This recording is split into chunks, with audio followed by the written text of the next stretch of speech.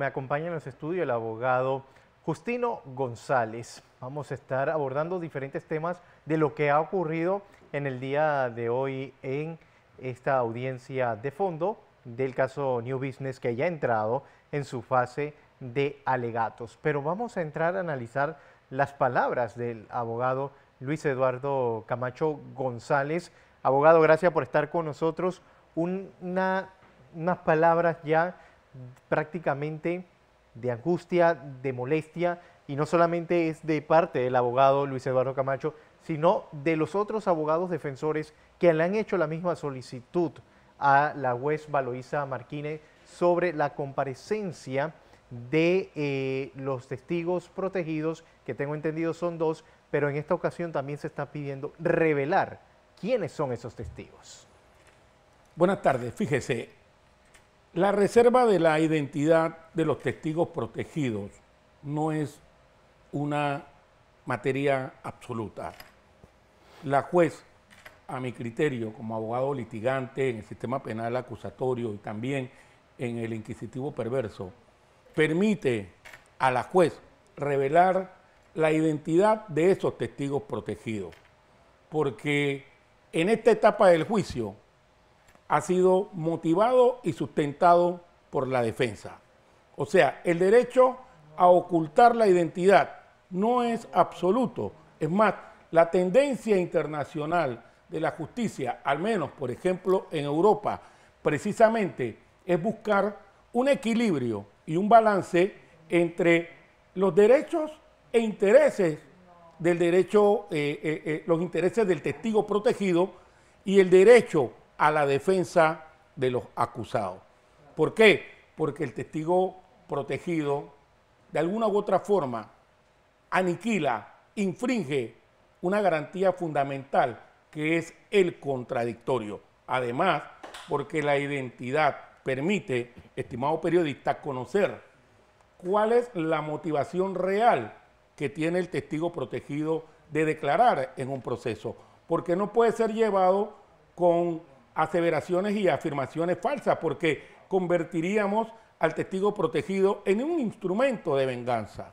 Y en el otro lado, valorar la capacidad y la eficacia del testigo, si tiene alguna patología de índole psicológica o psiquiatra.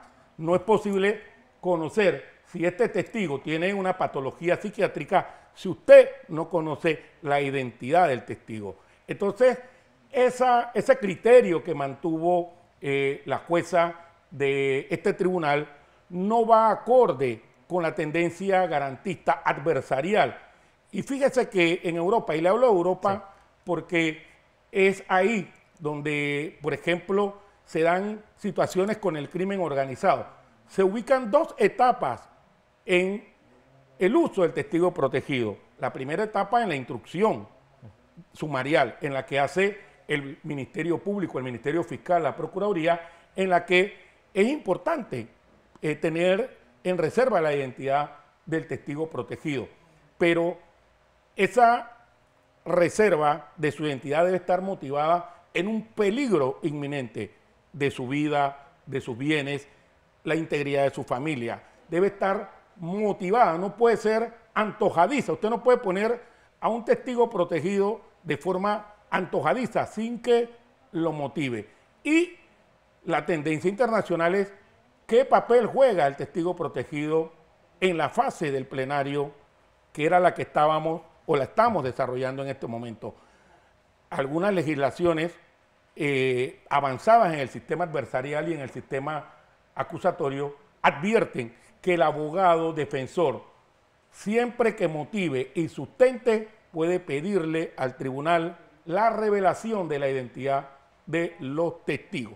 En otras latitudes se maneja el testigo oculto, que es el que usted no conoce el nombre, pero sí conoce, puede declarar, o el que, al revés, sería lo contrario. Pero al final de la jornada, esa no era una...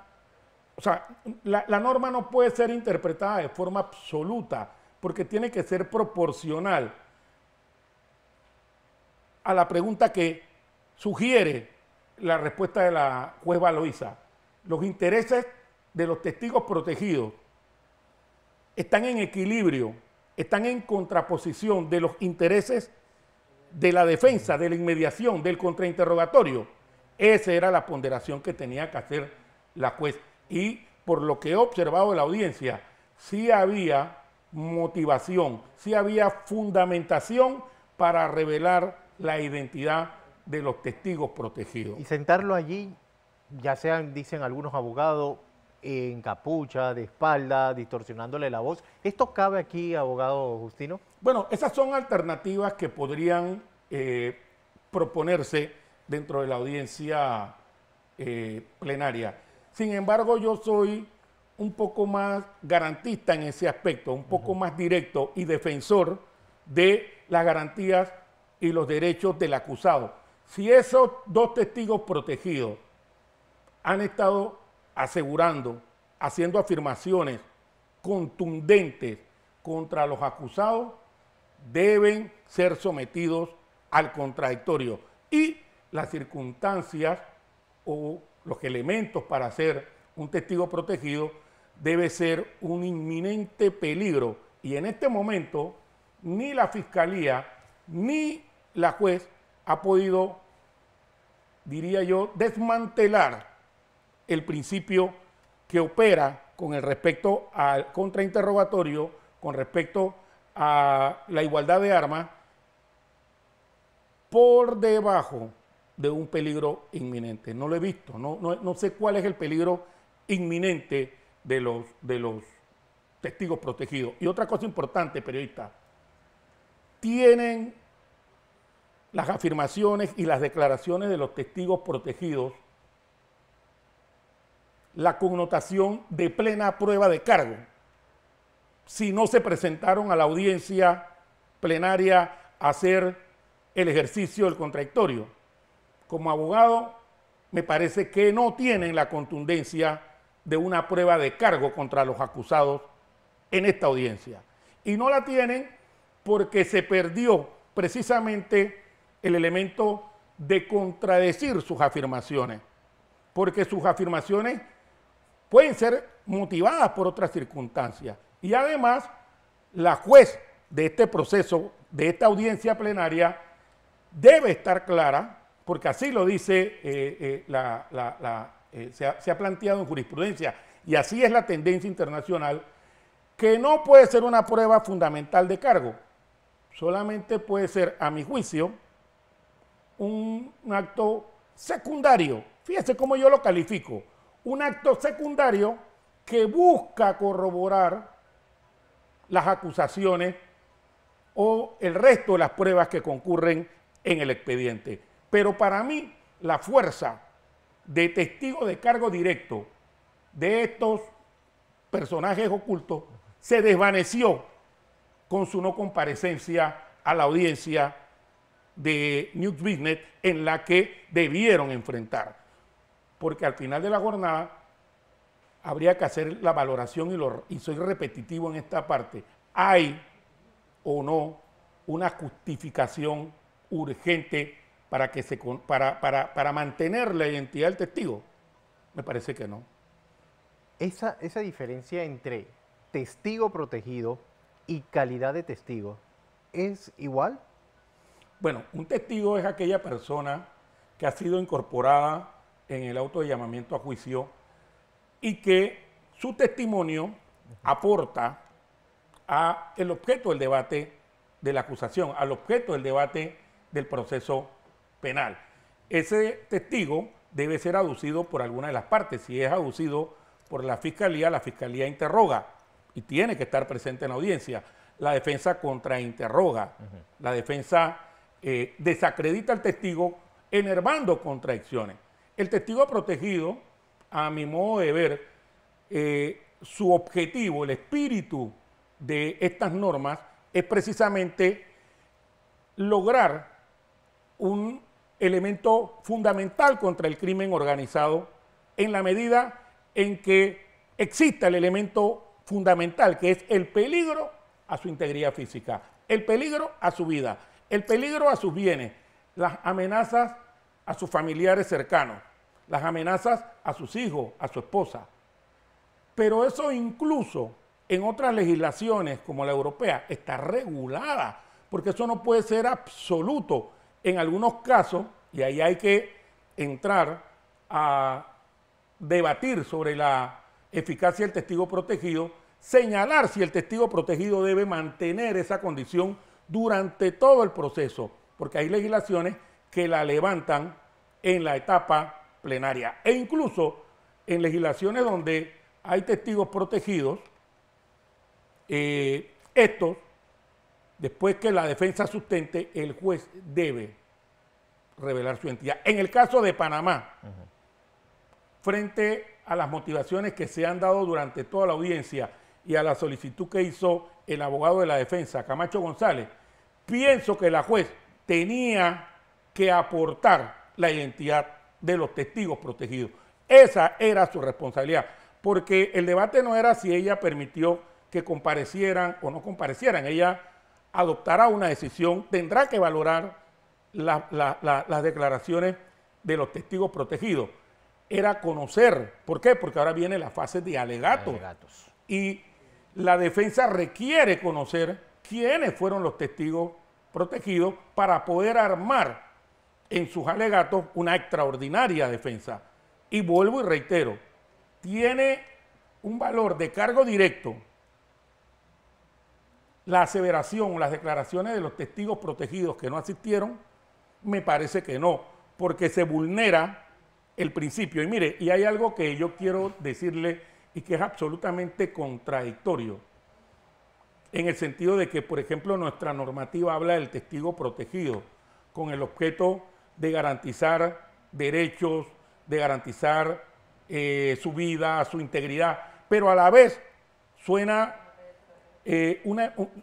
suena mal y es como una distorsión, es como algo contradictorio y perverso, que a la misma vez que habla de las garantías y derechos que debe tener el testigo protegido, pisotea el principio fundamental de la igualdad de armas, del contrainterrogatorio y esa inmediación en la evacuación de la prueba. Ese equilibrio de que la defensa pueda contrainterrogar a ese testigo protegido. Entonces resulta que en nuestra realidad criolla, en nuestra realidad nuestra, ¿qué vale más? ¿El principio de los derechos del testigo protegido o el derecho al contradictorio? Ahí es donde la jueza Valoisa debió haber hecho un balance, un equilibrio razonado jurídicamente y haber señalado en su exposición muy motivada ante el abogado Camacho González, no es posible, por ejemplo, revelar la identidad por esto, pero tiene que ser fundamentado, tangible, tiene que sentar las bases. E igual si hubiese decidido revelar su identidad, fundamentarlo, sentar las bases. Para mí, mantener la reserva de la identidad no es absoluta en nuestra norma. Y ahí entraba el manejo que debe dispensar el juez del plenario, que es la sana crítica, que es lo que impera para el que el juez valore. Yo espero que la juez Valoisa Martínez razonadamente en su sentencia que debe emitir, me gustaría leer cuál es el valor que le otorgará a los testigos protegidos, porque para mí, como abogado litigante y en muchos casos en el rol de defensa, no constituyen, y vuelvo y lo repito, un testigo de cargo directo. Es una especie de declaración secundaria para corroborar hechos. Mire que hasta allá lo reduzco.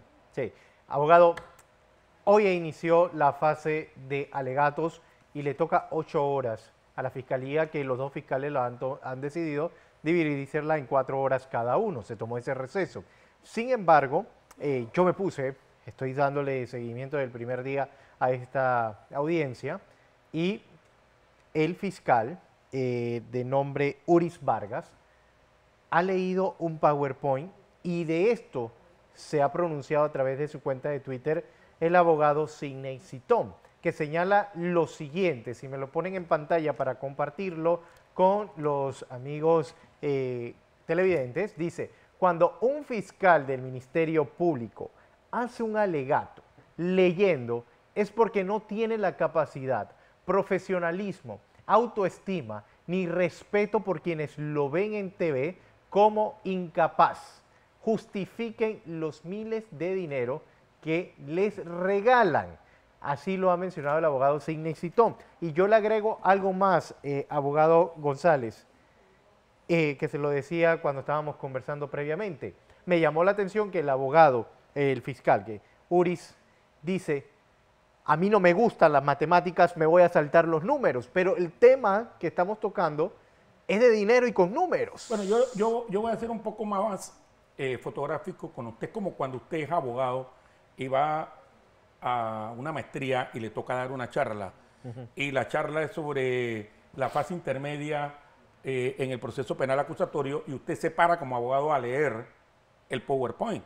El profesor o el abogado, que también es profesor, le va a decir qué clase de abogado es usted, que tiene que leer el PowerPoint. Y yo no estoy en una actitud personal contra los fiscales. No, periodista. Es que yo siento que el alegato debe ser coherente, proporcional, razonado y en oralidad. Lo que pasa es que esas son las inconsistencias del proceso inquisitivo. Usted eso no lo puede hacer en el sistema penal acusatorio, que también tiene sus deficiencias. Pero ¿qué ocurre cuando un fiscal habla o lee? Bueno, esa será su estrategia, pero yo no creo que la juez pueda convencer a la juez de su teoría del caso, porque aquí en esta fase, periodista, lo que está ocurriendo es que la fiscalía, en base a las pruebas que introdujo, está exponiendo, desarrollando su teoría del caso con el objeto de confrontarla y sustentarla con las pruebas que evacuó y con las contradicciones que enervó en sus contrainterrogatorios. Entonces, bueno, esa es una crítica que hace el colega Citón. Yo no lo haría. Sí. Yo haría un alegato oral, porque sí, nadie me va a parar a bola, como se dice en el argot popular. Abogado, el fiscal inició su fase de alegato diciendo, tacho a tal testigo, tacho tal testigo, para que nos explique qué él quiere decir a la audiencia con ese tacho a los testigos, que él considera que no se le debe tomar importancia a sus testimonios. Mire, en el alegato, usted esboza su teoría del caso y debe convencer a la fiscalía que la acusación que usted está sosteniendo en el plenario tiene fundamento y suficientes pruebas para lograr condena de los imputados. Cuando habla de tachar testigos en el alegato, es que le está restando credibilidad a lo que han dicho. Pero para mí es irrelevante, porque ya los testigos fueron evacuados. Ya los testigos dijeron lo que tenían que decir. En estos juicios lo que usted tiene que hacer es esbozar su teoría del caso, sustentarla con las pruebas suyas y enervar las contradicciones de los testigos, en este caso de la defensa. Pero eso de tachar, eso es en una etapa anterior, es cuando usted objeta los testigos en el sistema penal acusatorio, se produce en la fase de acusación, en la fase intermedia, donde hay un debate sobre las pruebas que se van a introducir, quedan algunas por fuera, quedan algunas adentro, pero en el alegato hay que aprovecharlo. Mire, son 8 horas. ¿Qué le dieron a ellos? 8 horas que deben ser aprovechadas, entre comillas, por el Ministerio Público. Y a la defensa también tiene que aprovechar sus alegatos. Es ahí donde la juez va a entender la teoría del caso de cada acusado, de cada imputado, y ahí es donde debe escuchar al abogado que esboza su teoría del caso confrontándolo con los elementos materiales probatorios que ella en la inmediación de la audiencia ha observado y de la que ha sido testigo. Bueno, y es que el pueblo está siguiendo también esta audiencia y han catalogado que este es un juicio político, no solamente abogado por el lugar donde nace, sino es que se ha politizado también. Para mí el contexto histórico y el contexto procesal es de carácter político. E incluso observé, por ejemplo, al fiscal, uno de los fiscales, en el que en su teoría del caso señalaba que como uno de los acusados, en este caso Ricardo Martinelli, era el presidente de la República, para él políticamente era importante obtener medios de comunicación para hacerse con opinión pública. Ahí usted ve que también para el Ministerio Público es imposible darle la espalda al esquema de tipo político. Y hay algo que a mí me llama sobre todo la atención y a veces me decepciona bastante, y es que todos sabemos, y yo no porque sea político, porque yo no pertenezco a ningún partido político, sino como abogado litigante, fue obvio la instalación de una procuraduría paralela. Y cuando hablo de una procuraduría paralela, hablo de una estructura policial, de personas de la inteligencia, de la fuerza pública, que avalados por el Ministerio Público excedieron sus facultades institucionales y actuaron como fiscales, en muchos casos de alto perfil. Eso fue realmente un golpe a la objetividad de la justicia panameña, de la fase de investigación, del papel que debe jugar el Ministerio Público. ¿Pero por qué? Porque el Procurador General de la Nación lo nombra el presidente de la República. El Procurador General de la Nación muchas veces, aunque se quiera decir que es independiente, recibe instrucciones del órgano ejecutivo. Y esa etapa en la que el Ministerio Público estuvo supeditado a los intereses políticos partidistas del régimen de turno fue lamentable, reprochable y triste para los abogados de tipo litigantes, porque en los casos de alto perfil fue obvio, y también en los casos en los que litigábamos y hacíamos ese ejercicio también se veía la mano política cuando usted acusaba a un comisionado o a un subcomisionado. Entonces, yo no entiendo cómo el nuevo Procurador General de la Nación no pudo hacer un balance y un análisis de todos esos procesos que no fueron instruidos debidamente, sino que fueron instruidos por policías, por comisionados, subcomisionados, por personas que tenían un objetivo de tipo político. Hay testigos que hablan. Entonces, cuando usted ve, mire, usted en una audiencia plenaria, usted puede retirar la acusación. O sea, si el fiscal tiene dignidad, yo he visto y he estado en audiencia donde el fiscal dice, ¿sabe qué? Voy a retirar la acusación, porque no tengo elementos de convicción, no tengo pruebas.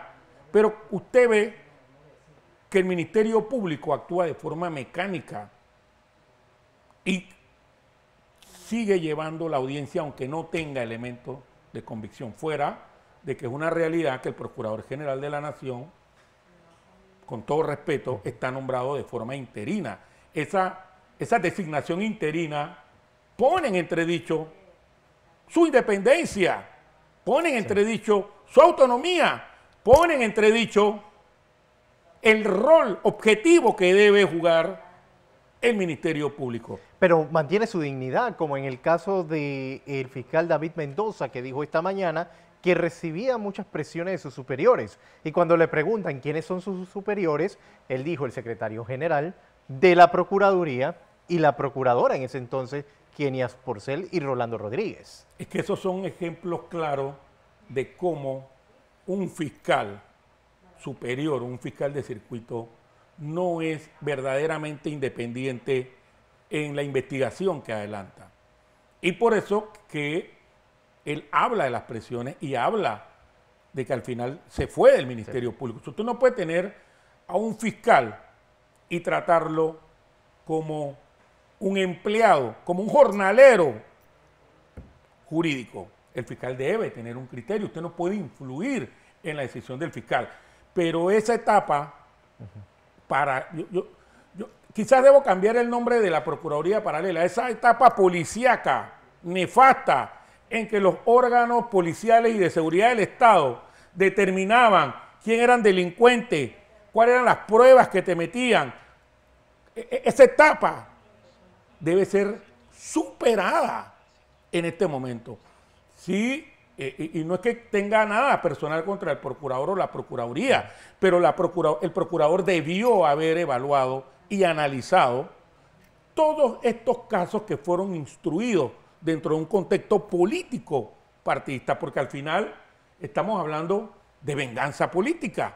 Sí. Entonces, el procurador en este país o la Procuraduría General de la Nación es sencillamente vulnerable en sus decisiones por el órgano ejecutivo. Mire, yo cuestiono, y no es que me esté saliendo el tema, las decisiones que hace la Procuraduría General en cuanto a los jefes policiales de la fuerza pública del gobierno en turno. Usted ve que nunca los procesan. ¿Pero por qué? Porque es que quien da la orden, ¿quién es? O sea, Sí. ¿quién manda? Bueno, eso es algo que habría, pero se permea en las decisiones de la Procuraduría General de la Nación, decisiones de tipo político. Bien, otra cosa que se ha hablado es si los fondos son lícitos o ilícitos, y la mayoría de los testigos dijeron son lícitos. Y también se ha demostrado que todos los testigos que pasaron también, incluso hasta el propio perito del Ministerio Público dijo, los fondos son lícitos. Así lo recordó el abogado Sidney Citó. No, en la comparecencia en el día de hoy de un perito por parte de la defensa del expresidente Ricardo Martinelli y también del ex fiscal David Mendoza, para que me dé su análisis. Aquí hay dos cosas que hay que rescatar hoy. La primera, que el perito, el licenciado Guerrero, fue enfático y explicó que todos los recursos que puso Ricardo Martinelli de su parte para la compra de su participación en el tema de PASA provinieron de cuentas personales y de cuentas a nombre de empresas que estaban debidamente depositados en bancos y que nunca hubo un reporte ni de oficial de cumplimiento, ni de la superintendencia, ni de la UAF, y mucho menos existió una investigación o un proceso por corrupción de servidor público, ni peculado como delito subyacente, es decir, como antecedente al blanqueo de capitales. Ha quedado claro por parte del perito Guerrero de que los fondos de Ricardo Martinelli provienen de entidades bancarias y no tienen ningún reparo y son de fuente lícita. Y que el informe que presentó el perito del fiscal en ningún momento señaló que había fondos ilícitos. Y lo segundo es la declaración del ex fiscal Mendoza en cuanto a que Kenia Porcel, procuradora de la Nación, y Rolando Rodríguez, de la provincia de Chiriquí, secretario general para ese entonces, fueron las personas que lo presionaron para que decretase indagatoria a Ricardo Martinelli y medidas cautelares. Esto ya se había repetido en el caso Pinchazo, pero es una reiteración de la manipulación y la aberración con la que se ha manejado el Ministerio Público en los últimos 9 años.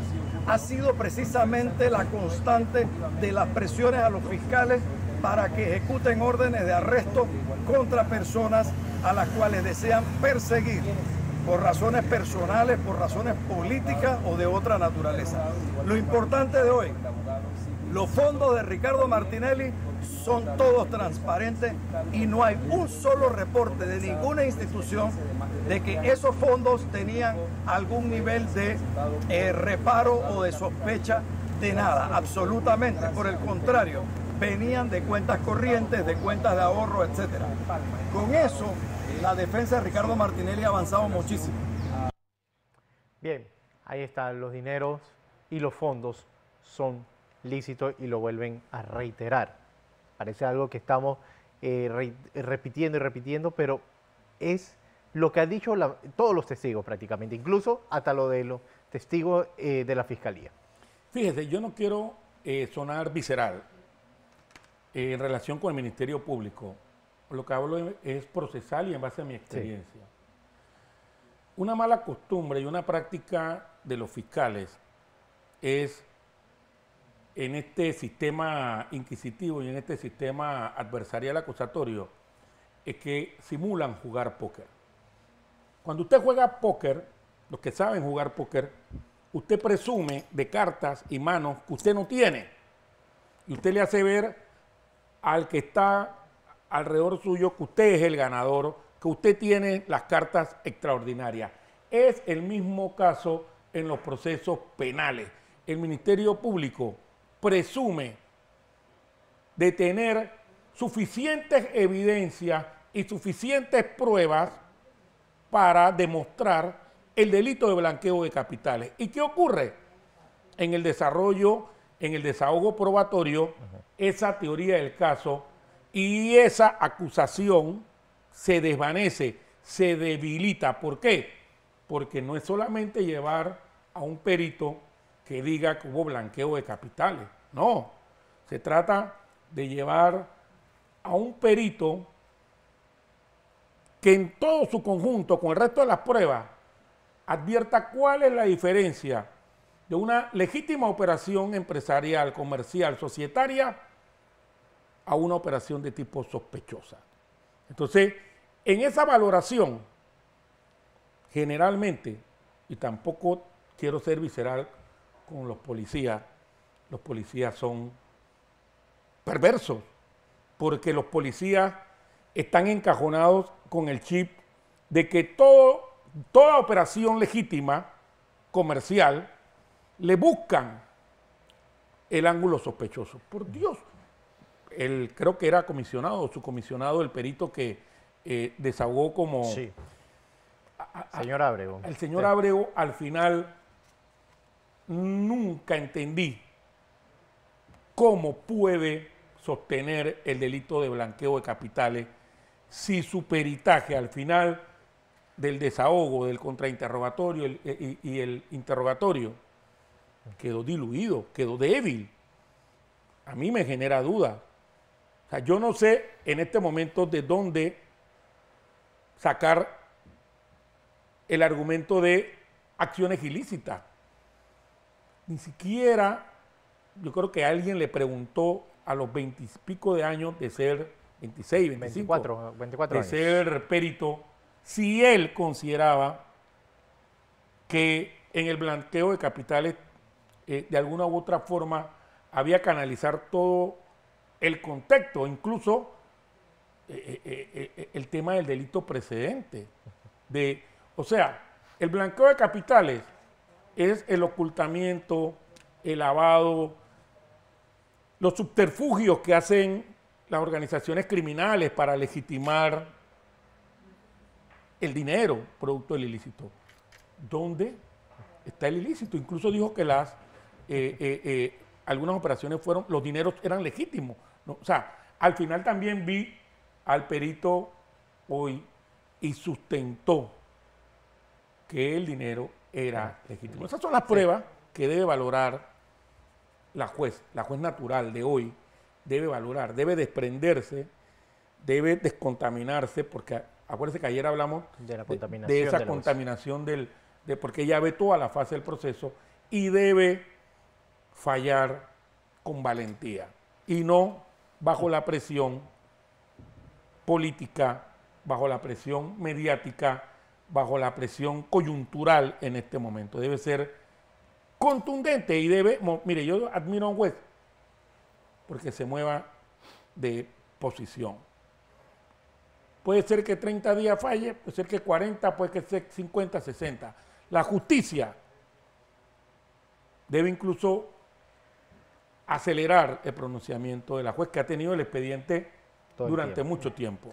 Abogado Justino González, gracias por acompañarnos esta noche una vez más haciendo el análisis sobre New Business.